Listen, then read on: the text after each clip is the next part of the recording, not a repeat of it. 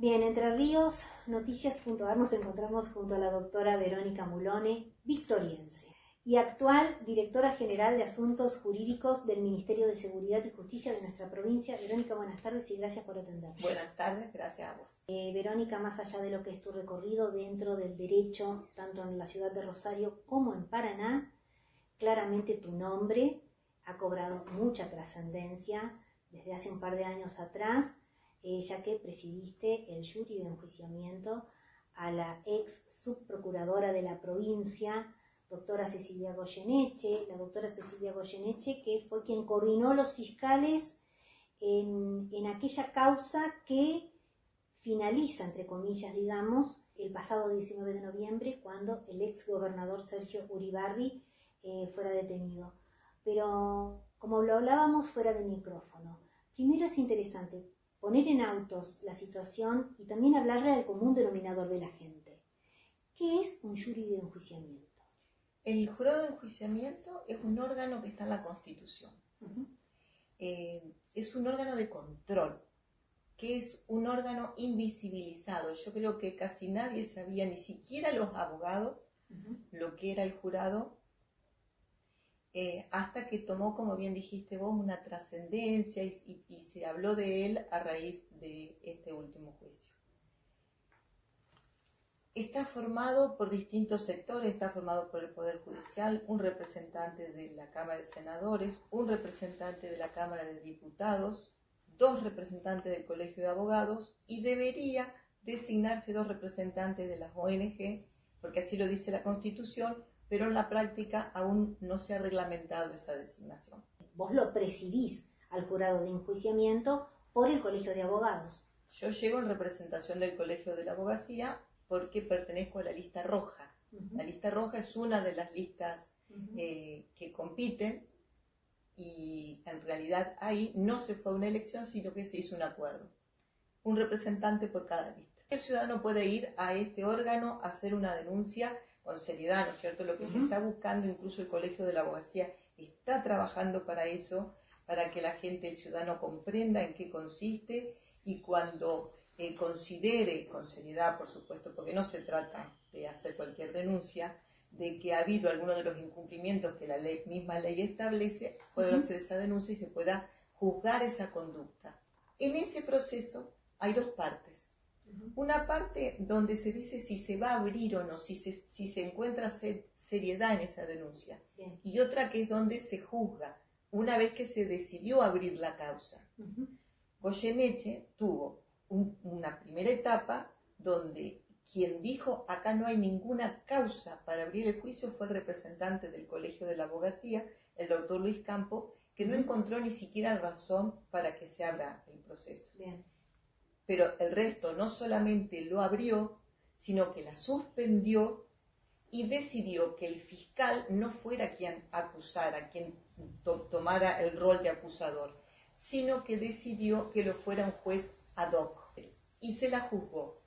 Por mayoría se la destituyó, con 2 votos en contra. El mío, que se dividió en 2 mi voto. La primera parte que decía, señores, se ha violado el debido proceso. Se ha violado el debido proceso porque el fiscal, que según la ley debió ser el acusador, no lo es, y debió serlo, y porque además sus miembros debieron excusarse y no se recusaron, y no se excusaron, o no dieron lugar a la recusación que había hecho. Sí, estás explicando muy bien, y también sobre todo esto del fiscal ad hoc, es decir, para un fin determinado. Se consideró que no iba a ser objetivo porque en realidad formaba parte del ministerio del cual era Goyeneche. Bien. Se temió su arbitrariedad, su subjetividad, o que no denunciaran. Sí.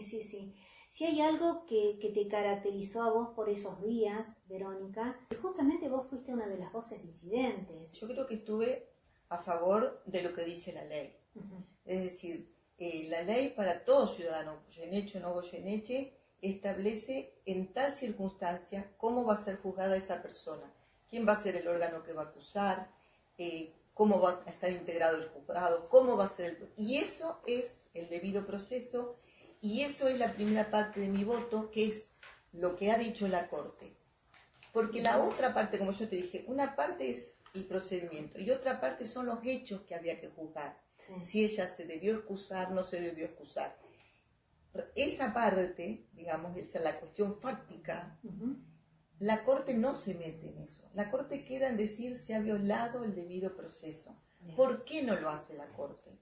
La Corte no lo hace porque no le corresponde hacerlo, porque sería inmiscuirse en cuestiones que son propias, es política de la provincia. Y vos lo acabas de decir, la Corte se expidió el 6 de diciembre y dijo, no, lo del Superior Tribunal de Justicia de Entre Ríos queda revocado. Y está muy mal, porque lo hizo en términos muy duros. Exactamente, eso incluso haces hincapié mucho en eso, en términos muy duros. Bien, entonces ahí va mi pregunta también. ¿Cómo toma el Superior Tribunal de Justicia esto? ¿Cómo lo toma? No lo sé, lo dije desde un principio, vamos a ver si actúa con soberbia y lo van a conocer todos los ciudadanos, porque si lo toma con soberbia lo va a demorar. Lo va a demorar. Si lo toma con humildad, si reconoce que la Corte Suprema es la cabeza máxima de la administración de justicia del país, le va a dar cierta rapidez y va a tener que dictar otro fallo de acuerdo a lo que ya le están diciendo, que ese proceso no fue un debido proceso. ¿Y cómo queda aquí entonces parada la doctora Goyeneche, que es la que está en cuestión?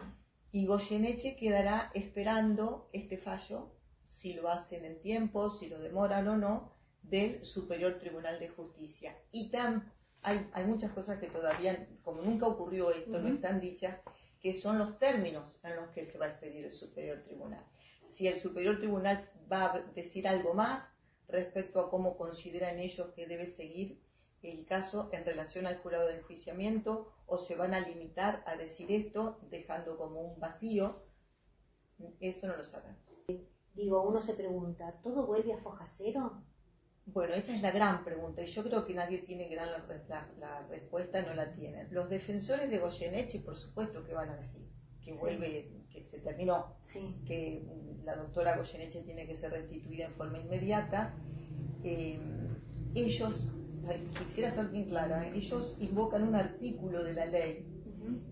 Yo no estoy de acuerdo con que corresponda que se aplique ese artículo, que es el que dice que desde que se decidió la causa, ¿te acordás que yo dije que había dos partes? Sí. Desde que se cuentan 6 meses. Sí. Esos 6 meses no se cuentan a mi modo de ver, porque la Corte ha dicho que la decisión del jurado de abrir el proceso es nula. Es la ley 9283. La 9283 de la provincia. Entonces ellos dicen, esto es nulo. Y si esto es nulo, yo no puedo contar ningún plazo desde ahí en adelante, porque esto es nulo. Bien. Entonces, la pregunta es, ¿podría volver al jurado para que enjuicie a Goyeneche por los mismos hechos? Entonces, hay un principio, que en principio, ¿no es cierto?, no se puede juzgar a una persona 2 veces. Sí. Bueno, eso será planteado oportunamente en el jurado, o no, de acuerdo a los términos del Superior Tribunal de Justicia.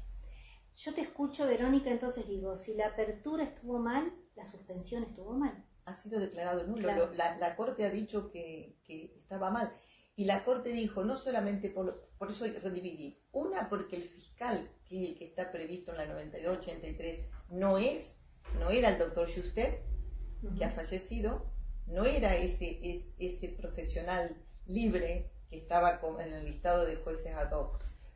Debía ser el Ministerio Público Fiscal. Y la otra es porque él dice, fulanito, no debieron intervenir, no debieron juzgar, porque ya habían intervenido en la causa Beckman. La causa Beckman es la famosa causa de los contratos truchos. Sí. Entonces dice, si ya intervinieron, de alguna manera ya habían tomado contacto, ya estaban contaminados.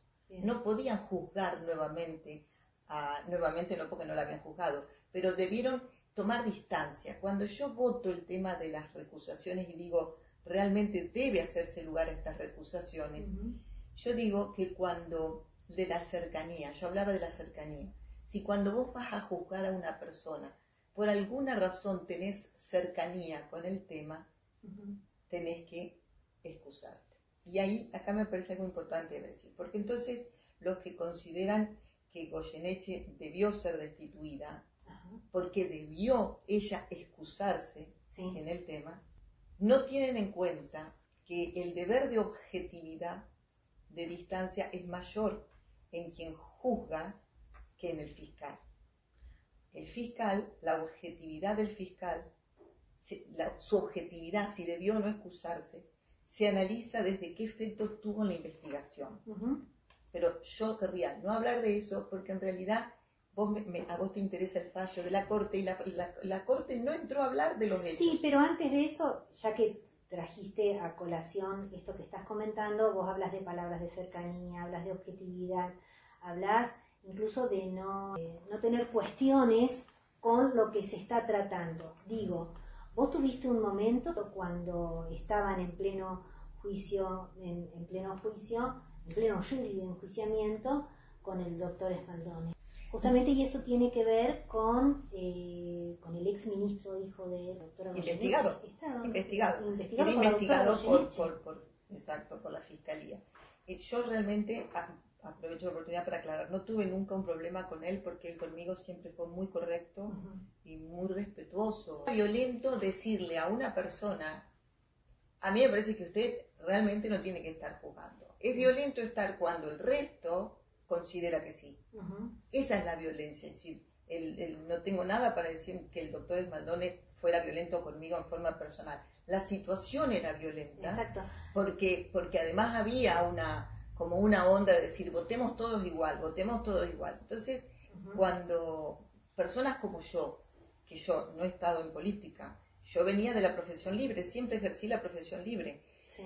Y vos te encontrás dentro de gente que viene ejerciendo el poder, porque ahí había 3 miembros del Superior Tribunal de Justicia, un senador, un diputado, y vos venís, como lo seguirán viniendo, abogados que venimos de la calle, de trabajar, de lo nuestro, y estás en esos organismos, realmente tenés que ser muy, muy, muy convencida de las cosas para poder decir, me parece que usted no puede estar acá.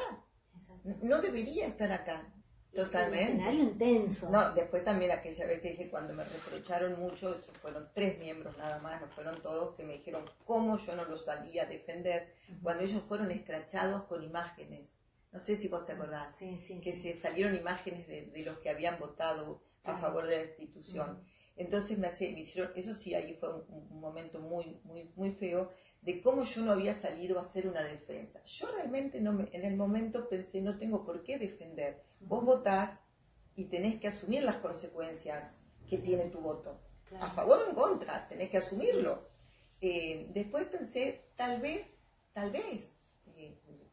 mi personalidad es media culpógena, es decir, nunca considero que no hay que analizar lo que a uno le están diciendo. Entonces dije, a lo mejor yo debía defender que la ciudadanía respete a las personas que votaban como votaban. Pero a mí no me pareció realmente. Me parece que cuando uno hace un voto, asume las consecuencias de que va a haber gente que va a estar de acuerdo y gente que no va a estar de acuerdo con el voto de uno.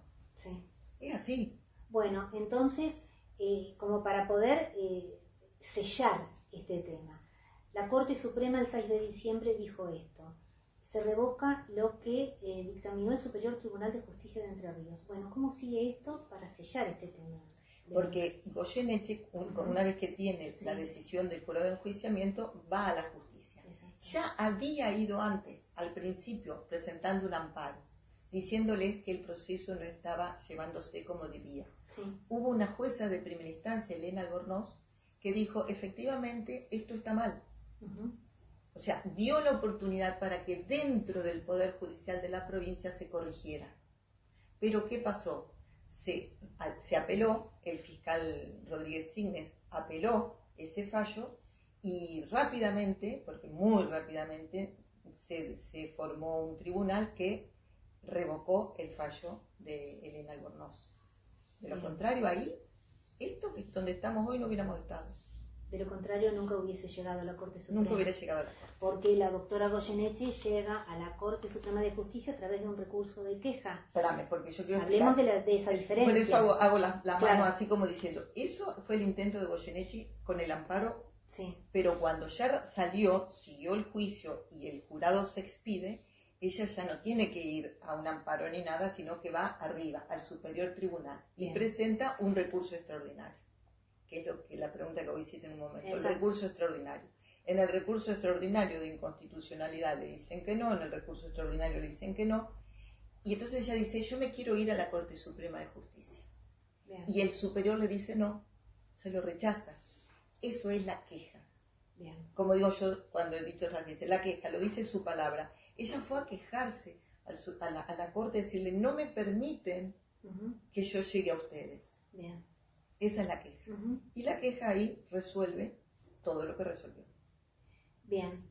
Entonces, de aquí en más, solo resta esperar. Si bien se podría decir que Goyeneche está en vías de restitución.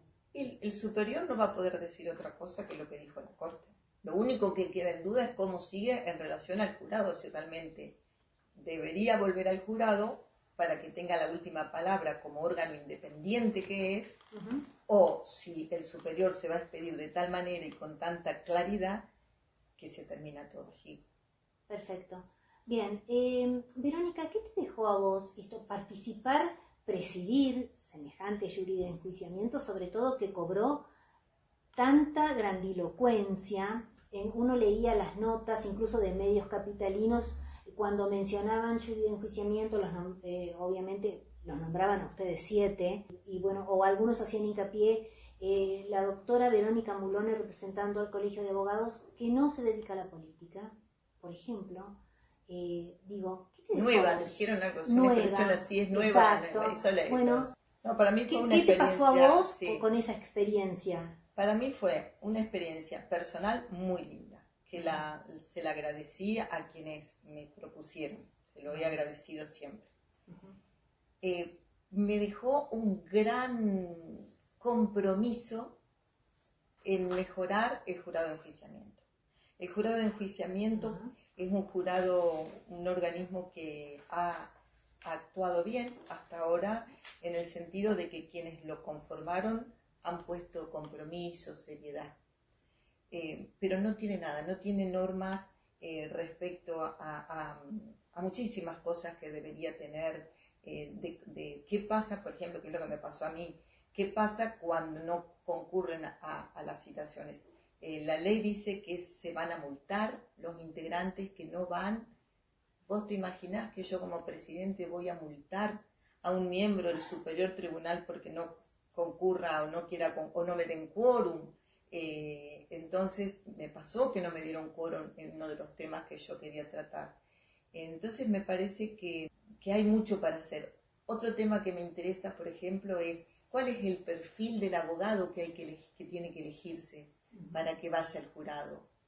Se tiene que elegir a alguien que está comprometido con la legislatura, que se sabe cuál es su compromiso político, no político, porque la política es bienvenida sea todo lo que es político, el partidario, el ser partidario, militante partidario, debe elegir como representante del colegio. Todos esos temas no se hablan. El jurado de enjuiciamiento, todo jurado de enjuiciamiento, y obviamente siempre tiene que haber una figura, la que está allí en el banquillo, juega en una delgada línea roja, ¿no?, entre la política y la justicia, que supuestamente se miran de frente. Es que vos estás diciendo algo que es realmente el tema central del jurado. Claro. Porque vos fíjate que el jurado no es un jurado judicial, el proceso no es judicial. Porque a veces se confunden, es como si vos le querés aplicar a las decisiones del jurado y al procedimiento que hace el jurado los criterios judiciales, y tampoco es así, es político.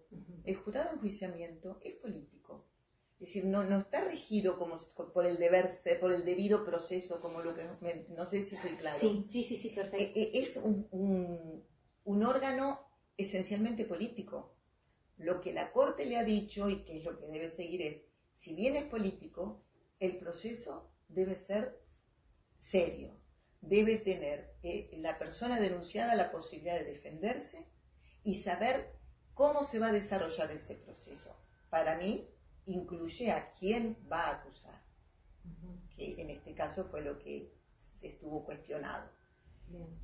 Pero es una extraña avis, es decir, es político, no es jurídico, pero tampoco es partidario. De ahí, por eso te destaco, los miembros del Superior Tribunal de Justicia, los senadores, los diputados. Actualmente ha estado en todos los diarios el tema de la presidencia que tuvo la esposa del señor Rossi. Viste que estaba atrás, que ella se sintió afectada, si debió ser la presidenta o no fue, o no debió ser una persona que tiene tal compromiso partidario. Es decir, hay muchísimos temas que no están claros, pero hay como algo que tiene que estar sobrevolando eso, es decir, es político, pero con seriedad. Bien, seguro. Sí, te escucho, Verónica, y claramente a vos estar in situ, estar ahí en territorio, estar en el campo de batalla, te hizo hasta cambiar la mirada o decir, hay que ahondar más en este tema del jurado de enjuiciamiento. Incluso yo había hecho un reglamento que lo quise presentar, pero había alguien dentro del jurado que realmente no tenía interés en que yo pudiera avanzar en este tipo de cosas. Hay un foro que se llama FOFECMA, que es un foro de consejos de la magistratura y de jurados de enjuiciamiento de todo el país, y el de Entre Ríos no formaba parte de él. Y yo hice que entrara, me preocupé para que formara parte. Entonces, el compromiso mayor en relación al jurado de enjuiciamiento, el que lo puede llevar a lo mejor es el Colegio de Abogacía, porque los senadores están con los temas de los senadores, diputado. El Colegio de la Abogacía me parece que es el que más puede dar. Es una tarea para el Colegio de Abogados. Si el resto lo permite, lógicamente. Y no te olvides que la Constitución dice que debe haber 2 representantes de la ONG, de ONG que tengan compromisos con la democracia. Esos 2 representantes es importante que estén. Todavía no están, porque no se ha reglamentado la ley. Bien, para cerrar, Verónica, desde hace un par de años, este caso o el presidir este jurado de enjuiciamiento, uno te escucha y claramente te hizo cambiar la mirada. A mí totalmente, para mí fue una experiencia. Te enriqueció, absolutamente, sí. desde tu parte, desde tu rol letrado, te enriqueció absolutamente. Sí, fue una muy linda experiencia para mí. También te escucho y hablas, bueno, volvemos a esa delgada línea roja entre la justicia y la política. Digo, hoy en día estás ocupando un lugar, tenés un rol dentro del Ministerio de Seguridad y Justicia de la provincia. ¿Qué futuro, qué perspectivas y desafíos tenés para tu futuro? No tengo ninguno. ¿Hay alguna cuestión por ahí también que interese lo político? Yo soy muy política, lo fui siempre, no partidaria, es decir, cuando estuve en la facultad yo simpatizaba con Alfonsín, como la mayoría de la... Estabas en franja morada. Pero no le perdoné el punto final, no le perdoné la obediencia de vida, así que no milité. Después no milité nunca más en la facultad, y era para postproceso, en esa época. En el Ministerio de Seguridad y Justicia yo soy solamente abogada de expedientes. Yo dictamino el no sé expedientes, no soy asesora del ministro, no intervengo en cuestiones políticas. Mi trabajo es absolutamente técnico. Jurídico. Técnico. Creo que a todo el mundo le gustaría ser diputado, senador, hacer las leyes, participar de temas tan lindos que hacen a la sociedad. Pero yo no milito.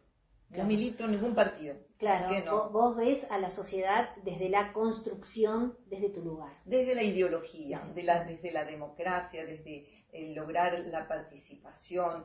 Hay 2 sectores que me preocupan, la tercera edad, como hablábamos, y me preocupan muchísimo, pero bueno, yo desde mi lugar no hago nada, nada. Me preocupa mucho el tema de los familiares de las personas, de los drogadictos. Bien. Hablamos así, no sé si está bien o mal, esa cantidad de madres que cuando yo estaba en el estudio, en la profesión libre, no sabían a quién recurrir, no sabían qué hacer, se mudaban de barrios. Bueno, yo creo que ese sector está totalmente desprotegido y que hay muchísimas cosas para hacer para esas familias que realmente no saben a quién recurrir. Perfecto. Para mí esas son deudas importantes. Entre algunas que se me ocurren, Deudas acá hablando así. Claro, deudas importantes. Vos me invitas a hablar y yo hablo. Exacto. No, sí. Desde tu empatía social, eso es lo que falta. Son temas que esos entre tanto, ¿no es cierto?, que a uno le preocupa, pero... y lo institucional. Bien. Lo institucional depende mucho de los ciudadanos. Por eso yo agradezco cuando me hacen las notas y trato de explicar lo que es el proceso. Porque me parece que depende muchísimo del compromiso del ciudadano, que esté atento de las noticias, que digo, el repudio a quien realmente no está cumpliendo con seriedad la función para lo cual lo honró la sociedad. Y como yo dije en otra entrevista, esto hubiera tenido que solucionarse dentro de la provincia, porque era algo manifiestamente claro a mi modo de ver. Reitero, te estoy hablando del proceso. Bien. Del debido proceso, no de la cuestión de los hechos, que ahí habrá quienes piensan una cosa, yo no me meto en eso. Y si no se resolvió en la provincia, justamente tal vez porque estaba teñido de una cuestión política. Yo creo que hay muchísimas cosas, hay tensiones también entre el Poder Judicial y el Ministerio Público Fiscal. Tensiones que pueden ser institucionales por la ley o que pueden ser personales. De quien hoy está ocupando el Superior Tribunal de Justicia, que no le gusta perder gran parte de las facultades que tenía en los procesos penales y que lo quiere seguir teniendo. Bien. Y el Ministerio Fiscal, que también quiere eso. Has hecho un discurso político, por eso mi última pregunta es política. ¿Cómo encontraste, desde que llegaste aquí a la Dirección General de Asuntos Jurídicos, cómo encontraron desde esta gestión y desde tu rol las tareas atenientes a lo tuyo? Bueno, a ese ámbito. Si me dejaras a mí hablar sobre cómo encontré la oficina, mi oficina, que es la Dirección de Asuntos Jurídicos, la encontré con un grupo humano que aprecio ya mucho, con el cual me siento bien, pero para hacer hay muchísimo, mucho. Y no te estoy hablando de cómo se encontró en la provincia, porque eso ya lo dice el gobernador, millones de veces lo dice, y está haciendo todo en su gestión para que eso cambie. Pero en mi oficina hay gente valiosa, pero hay muchas, estamos trabajando incómodos, hace falta más gente. No sé si vos te referías a que a que te informe sobre esas cosas, no sé si interesa, no le puede interesar a la gente. Yo te digo una cuestión política, como lo encontraste, no, evidentemente, bueno, vos estás contando acá una cuestión. Está bien que te sentís a gusto con la gente que estás, pero también cómo se encontró, cómo encontraste. No, hay muchísimas cosas para hacer, desde un espacio que haga más digno el trabajo durante la mañana, desde formación, mejor formación. A mí me gustaría que haya modelos profundos, estudiados respecto a temas. Vos pensás que por la dirección donde yo estoy pasa todo Consejo de la Magistratura, Registro Civil, Registro Notarial, Defensa Civil, Derechos Humanos, todo lo que es policía, todo lo que es penitenciario, todo eso pasa por la Dirección de Asuntos Jurídicos. Y hay 4 abogados. Bien. Entonces, cuando vos decís cómo me gustaría que los dictámenes salgan mucho más profundos, más analizados los temas, no podés con ese personal. Me dijeron, cuando vos llegaste se jubilaron 5. El gobernador quiere que seamos austeros, no está a favor de que vos incorpores gente, todo lo contrario. Entonces, estamos tratando de llevar de la mejor manera la función que antes hacía muchísima más gente. Perfecto. Bueno, muy bien. Doctora Verónica Mulone, vuelvo a decir victoriense. No, bueno, yo todo dispuesto, yo amo Victoria, así que yo he sido feliz en Victoria. Así que para mí ha sido un gusto que me invites a charlar, no sé si sirve o no sirve las cosas que yo digo, si soy clara o no. Obvio que sirve, y aparte lo que pasa es que justamente fuiste protagonista en un caso muy resonante, no solo que atravesó la provincia, sino que la traspasó. Así que bienvenido a poder tenerte aquí en Victoria y tenerte a mano aquí en primera persona para que puedas hablar. Verónica, muchas gracias a vos. Gracias.